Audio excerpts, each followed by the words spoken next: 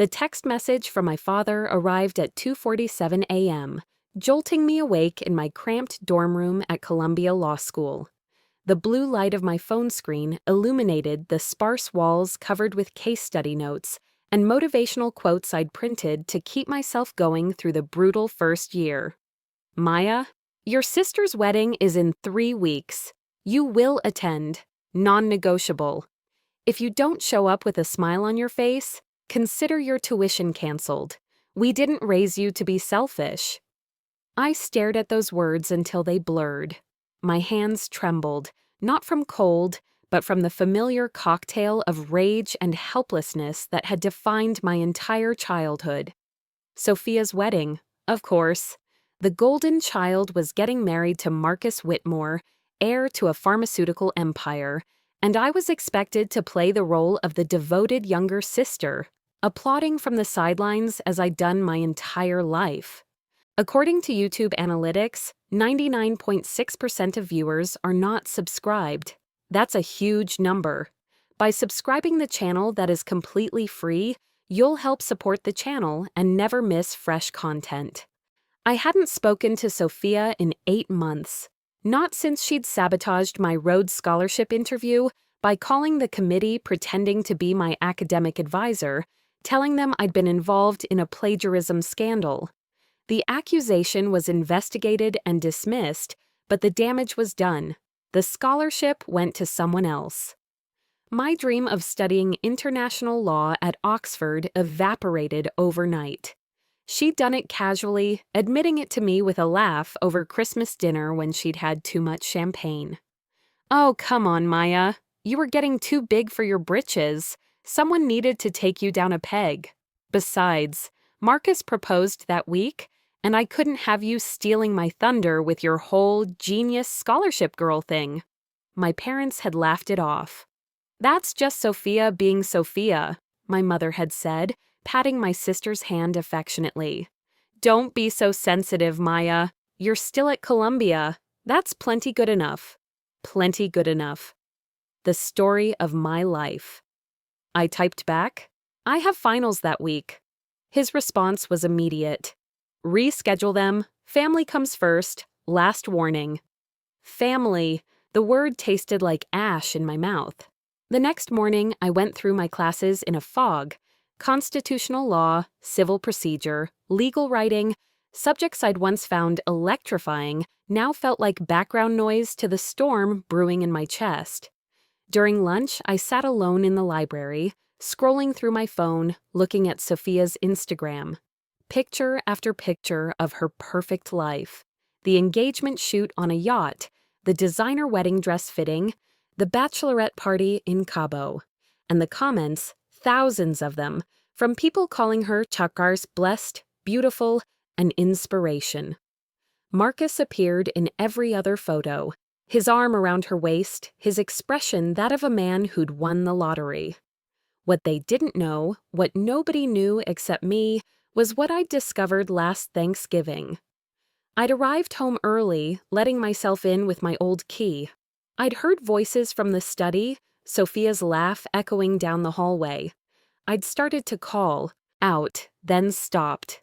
Something about the tone of her voice made me pause. I know, baby, I know. Just a few more months and we'll be set.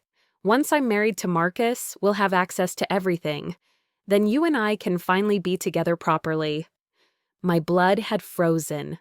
I'd crept closer, peering through the crack in the door. Sophia was wrapped around someone who definitely wasn't Marcus.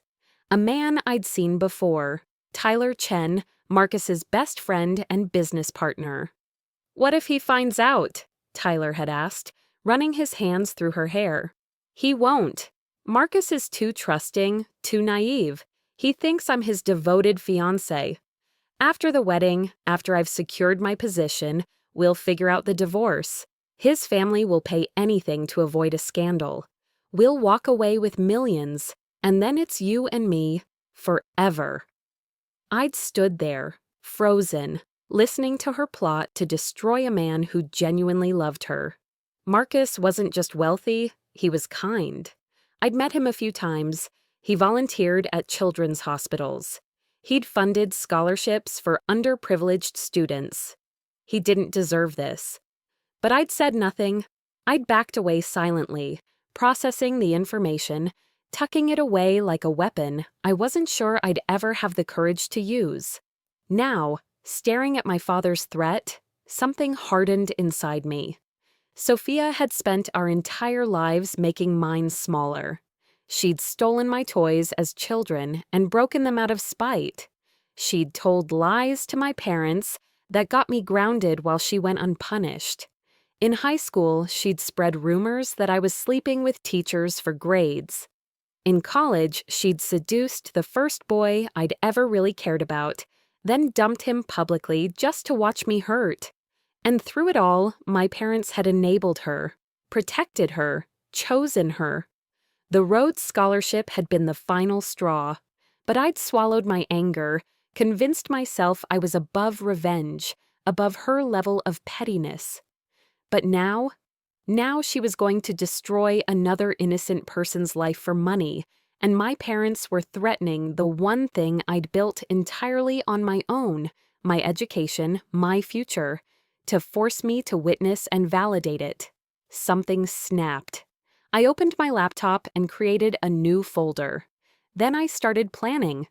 Over the next 2 weeks, I became someone I didn't recognize. Between studying for finals and keeping up appearances, I transformed into a detective. I'd taken a screenshot of what I could see through that crack in the door last Thanksgiving, a blurry image but enough to show 2 people in an intimate embrace. I'd also recorded 3 seconds of audio on my phone before I'd fled. Not clear, but Sophia's voice was distinctive. Now I needed more. I created a fake Instagram account and started following Tyler's private profile, eventually sending a follow request from a profile I designed to look like a party planner's assistant. He accepted. I scrolled through months of photos, finding images he'd been tagged in at times Sophia claimed to be at charity events or girls' weekends. Their locations matched. I hacked Sophia's old laptop, the one she'd left at our parents' house, the one she'd used throughout college. I still knew her passwords. She'd never been creative with them. In her cloud storage, I found everything. Emails between her and Tyler going back 2 years. Photos, plans. A detailed scheme for how she'd drain Marcus's accounts after the wedding, including consultation records with a divorce attorney. It was all there, a complete roadmap of betrayal. I copied everything to an encrypted drive. Then I bought a plane ticket home. My father picked me up from the airport with a grunt of approval. "Good, you came to your senses." I smiled sweetly.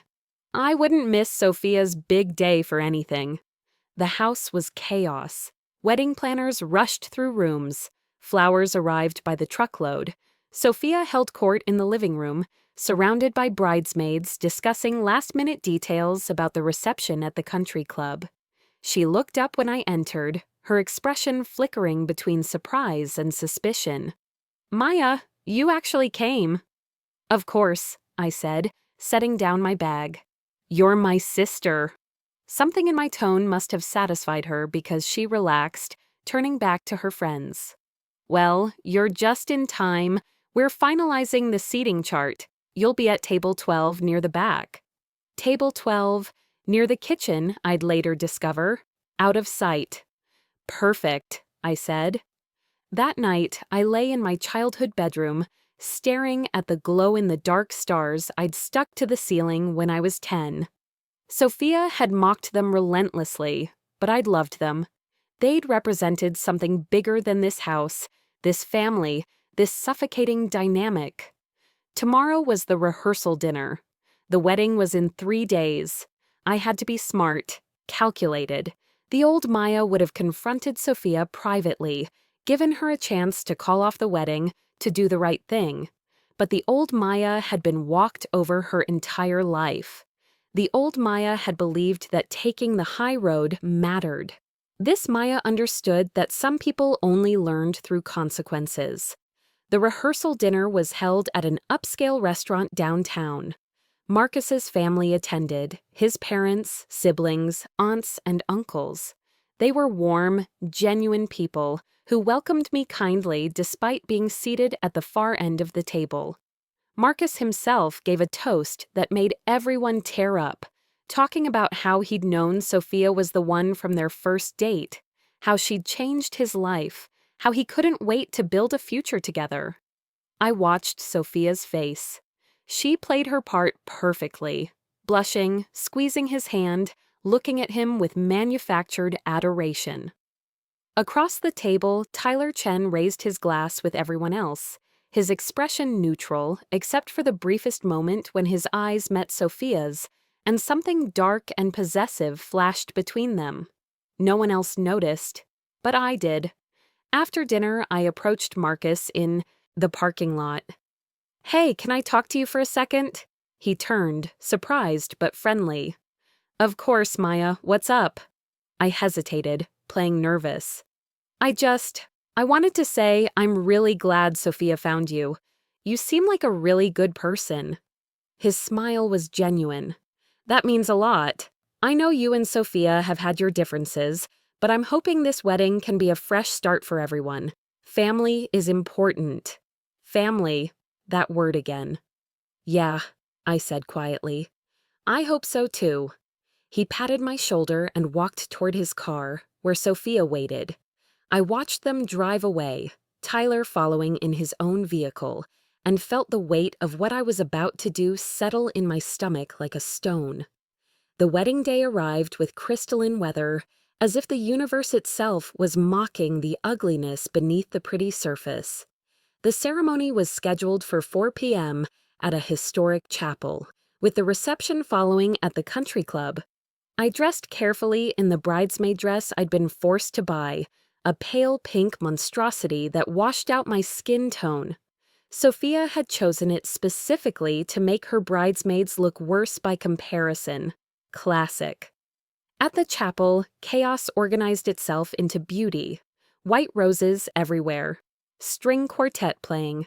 Guests filing into pews, dressed in their finest, whispering about how romantic it all was.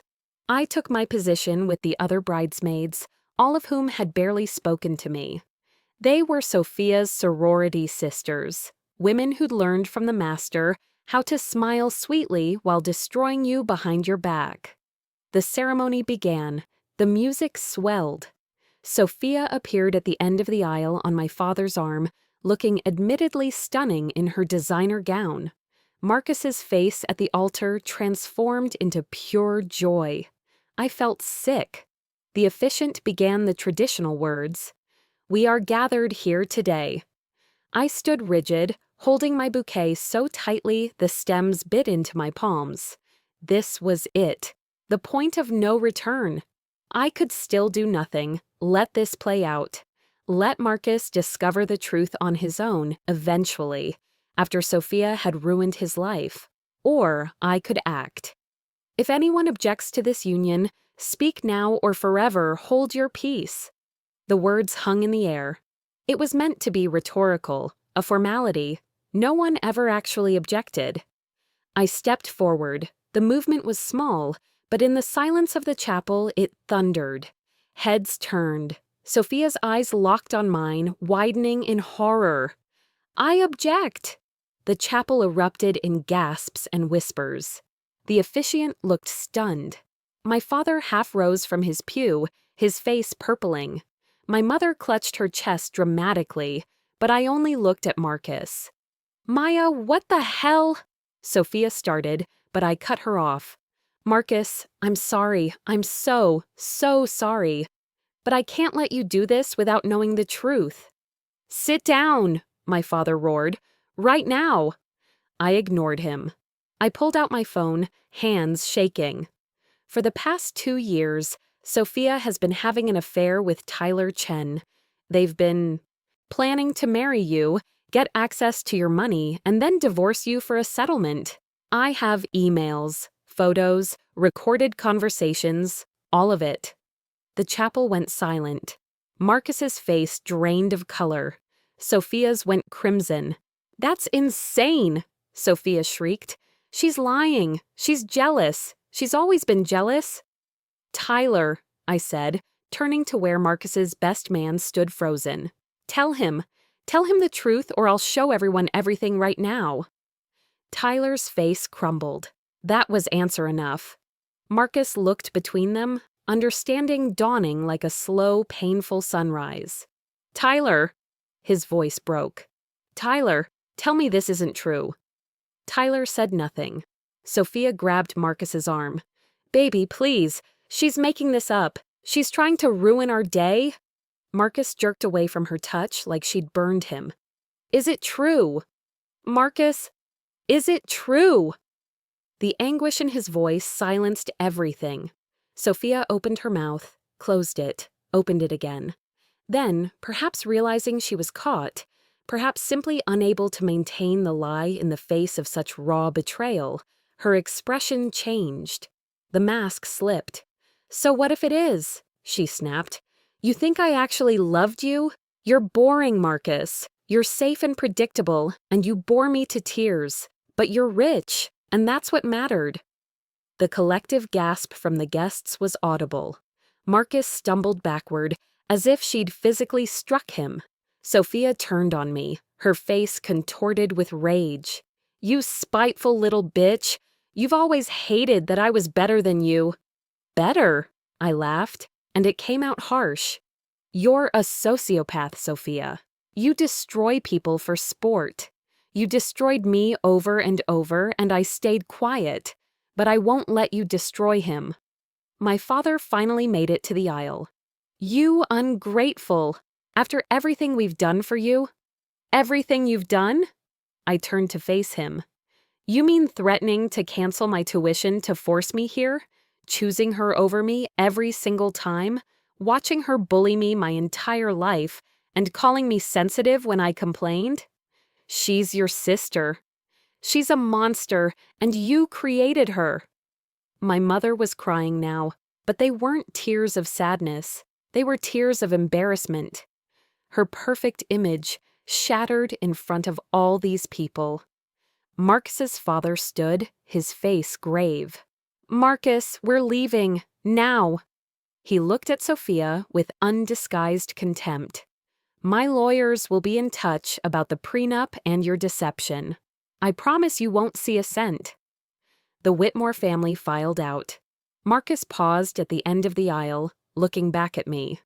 Thank you, he whispered. I'm sorry you had to. Thank you. Then he was gone. The chapel erupted into chaos. Guests were fleeing, talking over each other, phones out, already texting and calling with the scandal. Tyler disappeared into the confusion. The wedding planner stood helplessly as years of planning disintegrated.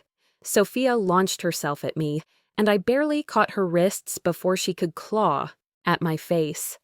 I will destroy you, she screamed. I will ruin your life. You'll regret this. No, I said quietly, holding her at bay. I really won't. Security pulled her off me. My father was shouting. My mother was wailing. The bridesmaids scattered like startled birds. I walked out of that chapel with my head high. The aftermath was nuclear. My parents called me every name imaginable. My father tried to follow through on his threat to cancel my tuition, but I'd anticipated that. I'd already secured emergency funding through Columbia's hardship program and a grant I'd been awarded based on merit. I didn't need their money anymore. Sophia's humiliation became social media legend. Someone had recorded parts of the confrontation. It went viral. Her Instagram was flooded with comments. The scandal made it into society columns and gossip sites. She became a cautionary tale, a meme, a punchline. She tried to spin it, to claim I'd fabricated everything. But then I released select evidence to Marcus's lawyers for his civil suit. The truth came out, all of it. Tyler lost his position in the company. Sophia's friends abandoned her. My parents, faced with undeniable proof of what she'd done, could no longer defend her, though they tried to blame me for handling it publicly rather than quietly. As for Marcus, he reached out a month later. We met for coffee. "How are you?" I asked. He looked tired but lighter somehow. "Better. It hurts like hell, but better than marrying someone who would have destroyed me slowly. My therapist says I'm lucky you intervened when you did." "I'm sorry I waited so long." "Don't be. You gave me the truth. That's a gift." He smiled slightly. "I heard you got the Brennan Scholarship." I had a full ride for my remaining years, plus a stipend. I'd applied after the wedding imploded, and somehow, freed from the weight of my family's dysfunction, my application had shone through. "I did," I confirmed. "Good. You deserve it, Maya. And for what it's worth, I'm glad you were brave enough to do what you did. It takes real courage to stand up like that, especially to family." We talked for another hour. He told me about his plans to refocus on his charity work, to be more careful about who he let into his life. I told him about law school, about my dreams of advocacy work, about feeling lighter than I had in years. We parted as friends. As for Sophia and my parents, we don't speak. I sent one final email to my father. "You taught me that family means everything, that loyalty is paramount. But you never taught me that those principles should go both ways. Sophia destroyed me repeatedly, and you excused it. You threatened my future to force my compliance with her schemes. So I made a choice. I chose myself. I chose integrity. I chose protecting an innocent person over protecting your golden child scam. If that makes me the villain in your story, I can live with that. I hope someday you understand what you've lost, but I'm not holding my breath. I'm done." I never got a reply. Today, 2 years later, I'm in my final semester of law school. I've been accepted to a prestigious firm specializing in advocacy for victims of fraud and manipulation. I have friends who actually care about me. I'm in therapy, unpacking years of family trauma. I'm dating someone who treats me as an equal, who celebrates my successes instead of feeling threatened by them. And sometimes, late at night, I still think about that moment in the chapel, the gasps, the shock on Sophia's face, the relief on Marcus's. People ask if I regret it, if I would have handled it differently, if I'm sad about losing my family. The truth is, I didn't lose my family that day. I freed myself from people who'd never valued me, who'd weaponized the concept of family to control and diminish me. I burned down a beautiful wedding to prevent an ugly marriage. I chose violence, not physical, but moral, to stop a greater cruelty. Would I do it again? In a heartbeat. Because revenge, I learned, isn't always about hurting someone who hurt you. Sometimes it's about stopping them from hurting someone else. Sometimes it's about standing up and saying no more when everyone expects you to stay silent. Sometimes it's about valuing your own integrity more than other people's comfort. My father wanted to force me to watch my sister's triumph, to be complicit in her scheme through my silent presence. Instead, I became the author of my own story. I chose myself, and that, I've learned, is the best revenge of all. Not just surviving, but thriving. Not just escaping, but building something better. Not just breaking free, but refusing to let them make me small ever again. The golden child fell from her pedestal, and I learned I never needed their approval to shine. I learned I could be my own light.